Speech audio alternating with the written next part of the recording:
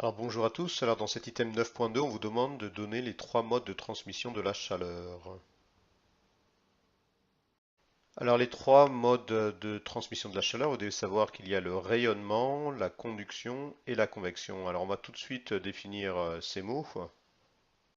Alors on va partir de cette image, voilà, comme exemple. Alors le rayonnement, en fait on avait vu dans le premier chapitre sur les ondes, donc le rayonnement en fait c'est une onde électromagnétique. Donc la flamme donne de la chaleur à la paroi du bécher. Voilà, vous avez cette flamme du bec benzène qui va envoyer donc des ondes lumineuses, mais surtout des ondes infrarouges. Et tout cela, ça va permettre en particulier d'échauffer, par exemple, ce bécher. On va supposer qu'il est métallique, un peu comme dans une casserole, parce que le métal c'est un très bon conducteur.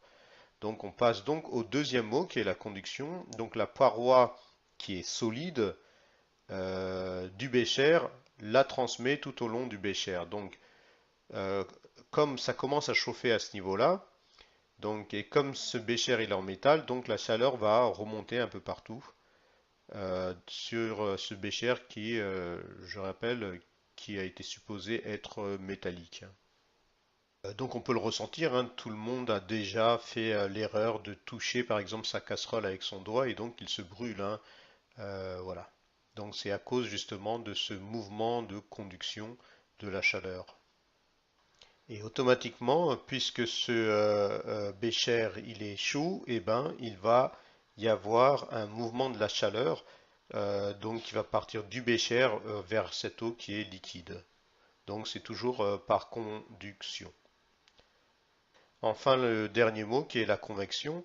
Donc le fluide, qui est ici l'eau, se transmet par des mouvements circulaires et tout l'eau s'échauffe. Alors, vous avez donc ici des mouvements de convection qui fait que l'eau qui était surtout très chaude en bas au départ va se déplacer, donc il va y avoir un mouvement de matière et donc toute l'eau, même la partie qui est en haut, va finir par être chaude, hein, quelquefois pour savoir si la température de l'eau de ces pâtes est suffisante. On peut faire l'erreur de mettre son doigt, voilà, on fait comme ça en général pour estimer.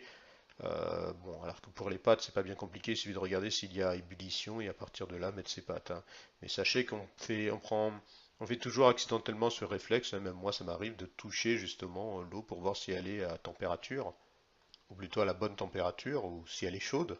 Donc au final, vous devez vous souvenir pour conclure, donc le rayonnement il est issu d'une onde électromagnétique.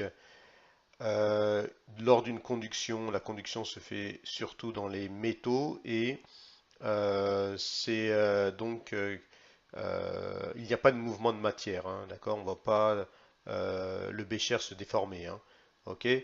Alors que dans le cas de la convection, il y a un mouvement de matière, hein, d'accord? Il y a un cycle comme ça. Voilà, donc vous devez connaître ces trois mots et savoir les définir.